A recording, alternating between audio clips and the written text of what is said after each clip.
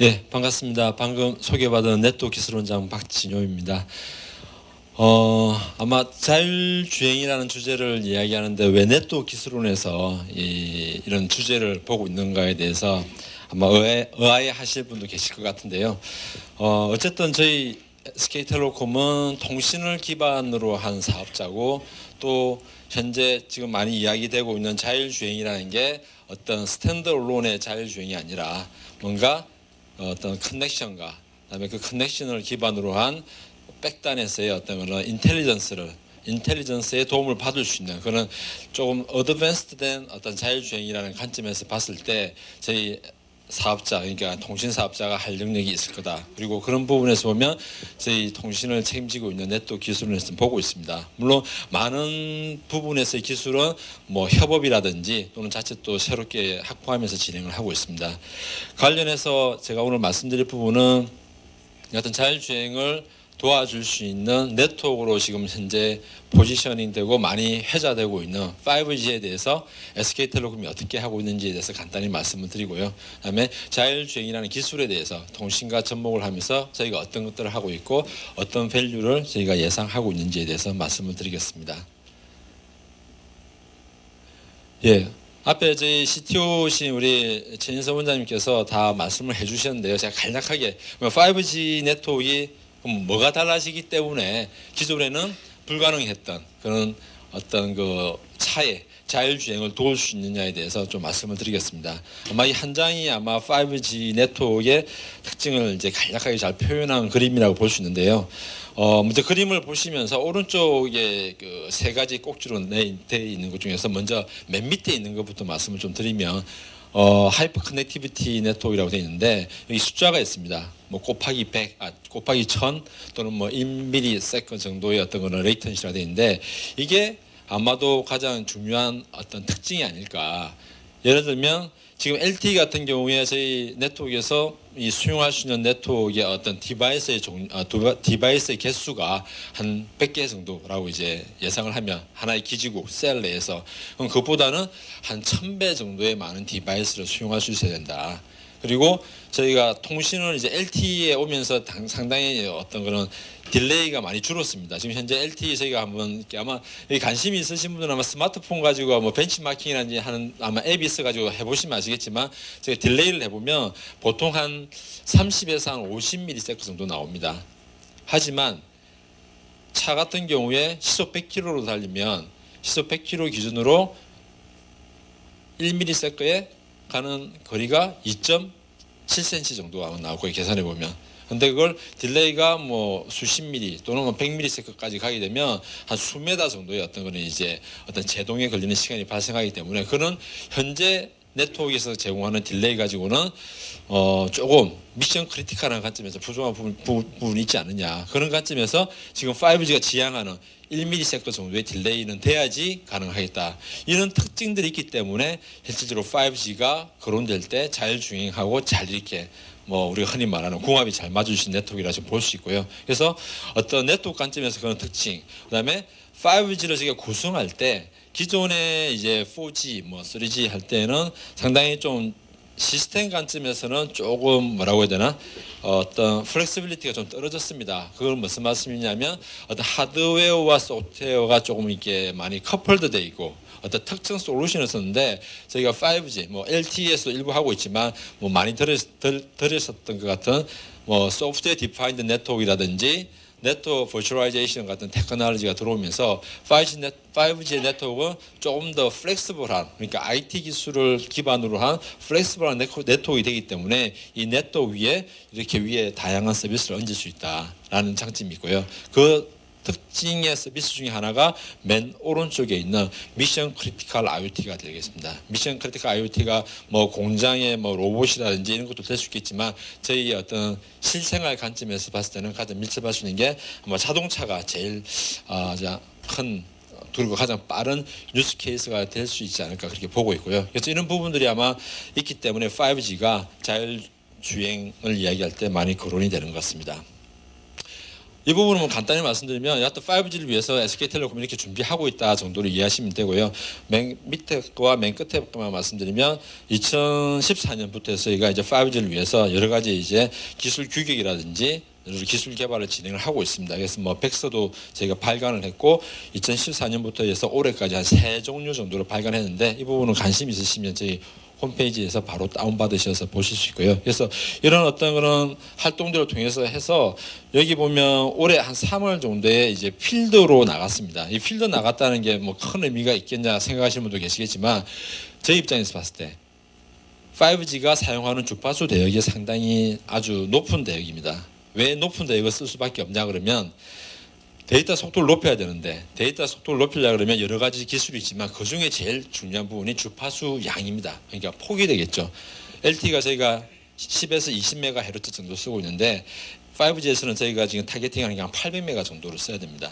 근데 800메가를 확보를 하려고 그러면 지금 LTE에서 사용하고 있는 뭐 800메가, 1.8기가, 2.6기가에서는 그 정도 용량이 안 나오니까 저희가 저기 6기가 이상으로 올라가고 있고 저희가 지금 시험하는 거는 28기가 밀리미터 웨이브라고 하는 데 쓰고 있는데 이 주파수의 특징이 워낙에 고주파다 보니까 직진성은 좋은데 직진성이 너무 좋다 보니까 조금 뭐 장애물이 있거나 어떤 그런 해저성이라든지 이런 부분이 상당히 떨어집니다. 그러다 보니까 진짜 필드에서 이게 가능하냐에 대해서 제가 많은 부분을 걱정을 했었는데 그런 부분을 저희가 필드에서 성능을 검증을 했고 특히 기지국 간의 핸드오버 그리고 그걸 검증하고 난 후에 올해 11월, 그러니까 지난주죠. 11월 15일에 저희가 이걸 차에다가 단말을 탑재한 상태에서 그 차량이 이동하면서 차량 간, 그러니까 통신을 통해서 고용량의 멀티미디어라든지 인포메이션을 주고받는 것까지 보여줬다. 그게 큰 의미가 있고 이 부분은 뒤에서 좀 말씀드릴 건데요. 그래서 맨 마지막 부분에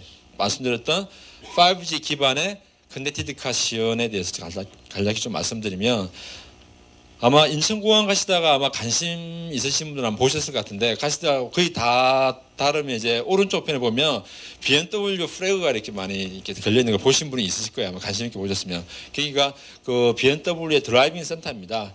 이게 아마 크기가 축구장 한 33개 정도의 크기가 되는데 이 지역에다가 저희가 5G 기지국을 갖다가 아마 제일 큰 규모가 될 텐데 이걸 구축하고서 여기에다가 BMW X5하고 7 시리즈에다가 5G 단말기 좀 큽니다. 지금 현재는 뭐 단말기 칩이 안 나왔기 때문에 좀 큰 사이즈인데 이거 저희가 차량에 탑재하고서 이런 시연을 했습니다. 그래서 여기 가운데 보시면 좀 작아서 잘 안 보이실 것 같은데 누군지 혹시 아시겠어요?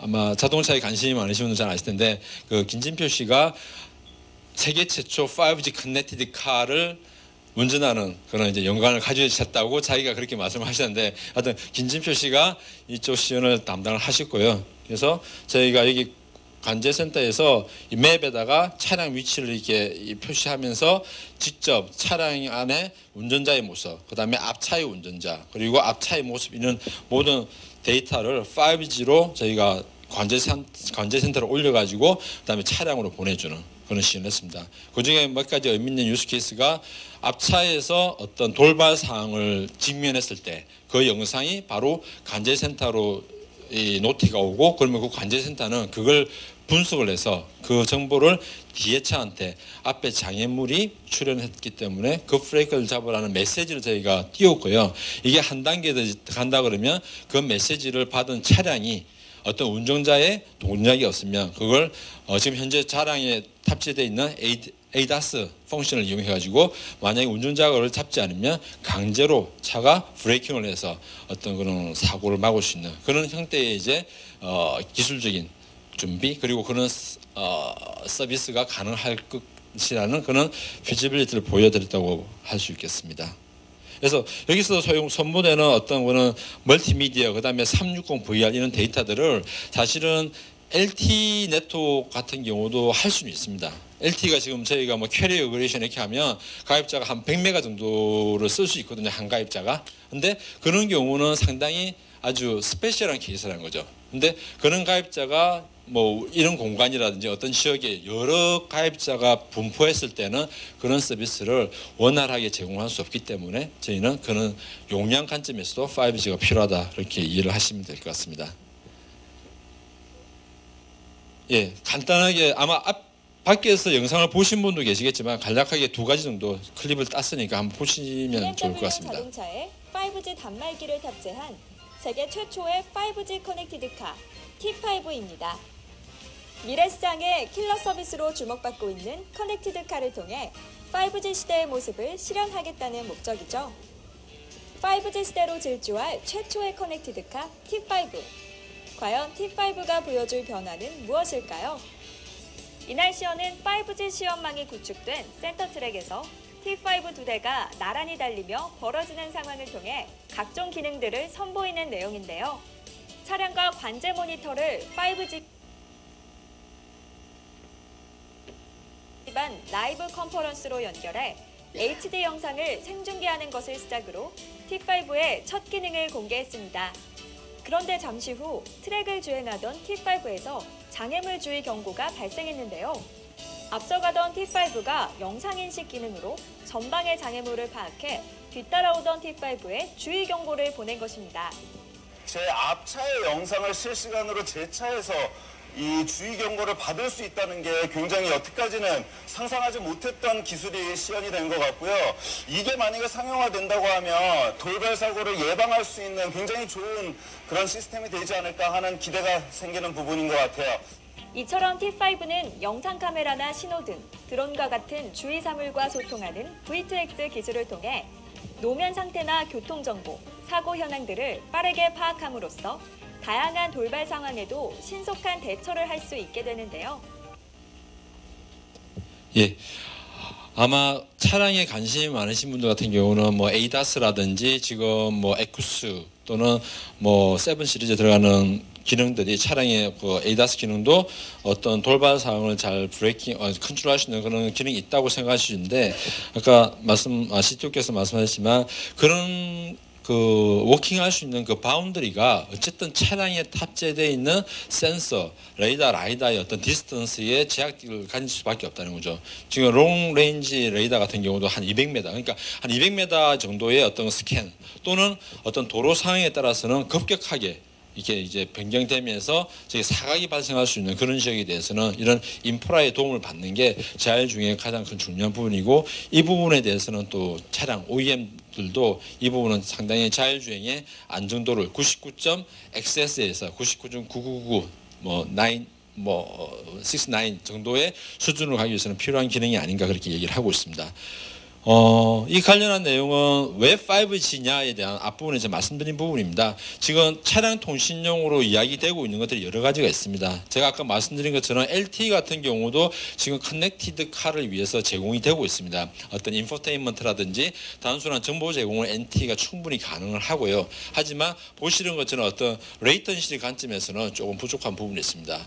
그리고 또 차량 자체의 어떤 통신을 위해서 웨이브라는 규격을 가지고서 뭐 한국, 미국 다 준비를 하고 있는데 이조차도 어떤 용량이나 이런 측면에서 봤을 때는 상당 부분 좀 부족한 부분이 있다. 그리고 웨이브를 위한 별도의 어떤 인프라를 갖다가 뭐 전국 도로에다가 다 까는 부분도 상당히 어려운 부분이 있으니까 이런 부분은 제가 지금 도로공사와 MOU를 통해서도 하고 있지만 어떤 이런 웨이브 기술과 셀룰라 기반의 네트워크를 하이브리드로 이용해서 어떤 차량의 커넥티비티를 끊김없이 제공할 수 있는 그런 부분이 필요할 것 같습니다.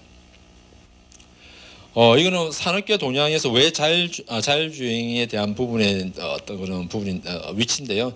여기 있는 것처럼 어떤 지금 이제 붐업이 많이 됐습니다. 이제 아마 조금은 이제 또 실망 단계로 갈 것 같은데 이 단계를 보면 대부분 많은 기술들이 어떤 AI라든지 빅데이터라든지 이런 기술하고 많이 연계가 되어 있습니다. 그래서 앞에 좀 잠시 보여드렸지만 자율주행이라는 게 어떤 자동차 회사만이 할 수 있는 것도 아니고 또는 ICT 기술만이 할 수 있는 게 아니라 저희가 보기에는 정말 산업 간 융합을 통해서 저희가 이 자율주행 분야에서의 어떤 그런 헤게모니를 대한민국이 가져와야 되지 않느냐 그런 측면에서 지금 뭐 저희도 현대라든지 BMW 이런 쪽하고 같이 많은 협업에 대한 이야기를 하고 있습니다.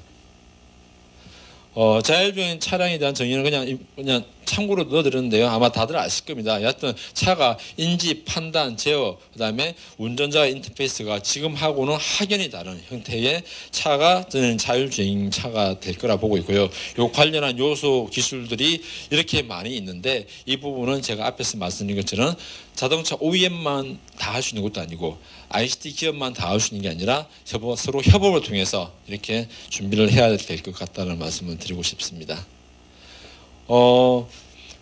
그래서 자율주행 관련해서 이제 이렇게 플레이어들을 또 보시면 왼쪽에 있는 것처럼 기존의 이제 자동차 OEM들, 그러니까 뭐 현대자동차라든지 BMW, GM 이런 회사들이 또 주도를 하고 있고요.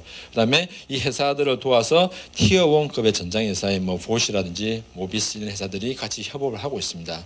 특히 뭐 자동차 회사 같은 경우는 2021년에 그 현재 자율주행 차의 어떤 레벨을 2, 3이 아니라 그냥 바로 레벨 4 이상으로 한 번에 가겠다라고 포드라든지 여러 회사들이 이야기하고 있습니다. 그 이유는 레벨 3가 되더라도 어차피 사람의 도움이 필요하다 그러면 그거는 너무 불안전한 거고 그 불안전한 걸 도로에 내놓는 건 너무 더 불안하다. 그래서 그냥 바로 점프해가지고 레벨 4로 그러니까 우리 운전자의 책임을 묻지 않는 형태의 자율주행을 2021년을 이야기하고 있기 때문에 상당히 어떤 기술의 발전은 빨라질 거고 그 부분을 계속 엑셀레이션하고 있는 부분이 잘 아시는 것처럼 여기 뉴커머인 테슬라 같은 회사들이 계속 자극을 하고 있는 거죠. 그래서 서로 어떤 선의의 경쟁을 통해서 자율주행이라는 게 저희 일생활에 훨씬 더 빠른 시간 내에 올 것 같습니다. 그래서 이런 기존의 차량 관련된 플레이어 말고도 이렇게 뉴커머들 그 다음에 자율주행이 왔을 때 정말로 자기들 사업이 좋아질 수 있는 그런 플레이어들에 해당하는 뭐 공유의 대명사인 우버라든지 이런 회사들이 많은 부분에서 자율주행을 또 열심히 하고 있고요. 저희 같은 경우도 국내도 뭐 카시어링을 하고 있는 소카라든지 이런 쪽에서도 상당히 많은 관심을 가지고 있습니다. 왜냐하면 저희가 카시어링 차 업체를 좀 만나보면 많은 부분들이 이렇게 이야기하시는 부분들이 차량을 이용하시는 고객들의 가장 큰 불편이 특정 장소로 가야 된다는 거죠. 주차장을 가거나 찾아가야 되는데 그 부분에서 이제 어떤 불편함이 있는데 만약에 자율주행이 가능하면 저는 집에서 앱으로 차만 콜하면 그 차가 제 문 앞에 와가지고 저한테 문자를 주면 저는 나가서 차를 몰고 가고 내가 내리고 싶은 데 내리고 차는 그냥 가면 된다는 거죠. 그런 관점에서 이런 업체들이 상당히 관심을 가지고 있다. 또한 뭐 테슬라뿐만이 아니라 이렇게 구글이 뭐 워낙에 선두주자였기도 하고 근데 이제 안타깝게도 애플이 최근에 뭐 전략이 조금 변화가 있긴 한데 하여튼 이런 ICT 업체들도 상당히 관심을 가지고 있기 때문에 전방위적으로 이런 플레이어들이 열심히 하고 있기 때문에 상당히 이 자율주행은 빨리 오지 않을까 그렇게 생각을 하고 있습니다. 그래서 제가 주어진 시간이 거의 다 돼가는데요. 사실 정말 이 힘든 게 이 마이크를 잡으면 시간 관리가 상당히 힘든 것 같습니다. 제가 일부만 말씀을 드리면 이 사담으로 이게 이 자율주행 말고 왜 시간 관리가 잘 안 될까 생각을 해봤는데 그 영화 인터스텔라 보시죠. 인터스텔라를 보시면 그 중력이 아주 센 별에 가면 시간이 늦게 가요. 근데 제가 보니까 마이크가 중력자인 것 같아요. 그래서 마이크를 잡는 순간에 제 시간은 되게 천천히 가요. 근데 아마 여기 계신 분들은 상당히 시간이 오래됐다 생각하는데 저는 한 5분 정도 얘기한 것 같은데 시간이 많이 간 것 같습니다. 그래서 제가 빠르게 제 SK텔레콤의 역량에 대해서 말씀을 드리고 어떤 일을 할지에 대해서 간략히 말씀드리겠습니다. 저희 SK텔레콤 아시는 것처럼 통신에 대한 역량이 있습니다. 그리고 티맵이 있습니다. 그리고 저희 누구 스피커 같은 AI 그러니까 어떤 인텔리전스의 기술을 확보하고 있고요. 그다음에 저희가 네트워크를 잘 하기 위해서 빅데이터에 관련된 그런 역량을 가지고 있습니다. 우리 네트워크 잘 운영하기 위해서 클라우드 기술을 가지고 있습니다. 이 여러 역량을 모아서 저희는 자율주행에서 큰 역할을 할 수 있다고 생각을 하고 있고요.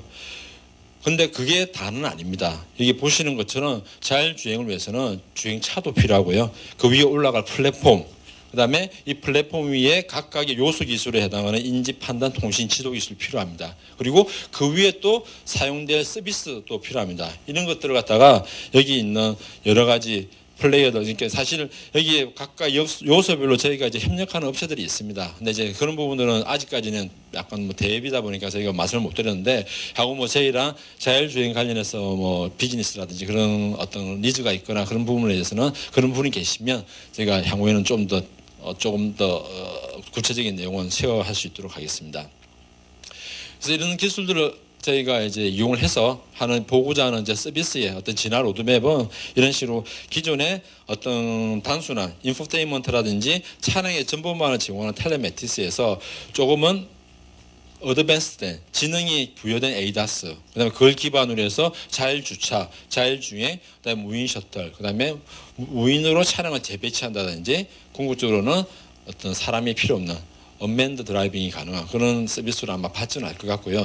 마찬가지 이쪽 그 ITS 같은 경우도 조금 더 지능을 갖춤으로써 좀 우리가 많이 정부에서도 얘기하고 있는 스마트 시티도 한 단계 더 업그레이드되는데 아마 자율주행이 많은 역할을 할 것 같습니다. 예, 죄송해도 너무 뒷부분은 빨리 지나갔는데요. 혹시 뭐 질문 있으시면 이 자리는 아니면 향후 다른 자리를 통해서 말씀을 드리도록 하겠습니다. 예, 감사합니다. 네, 감사합니다.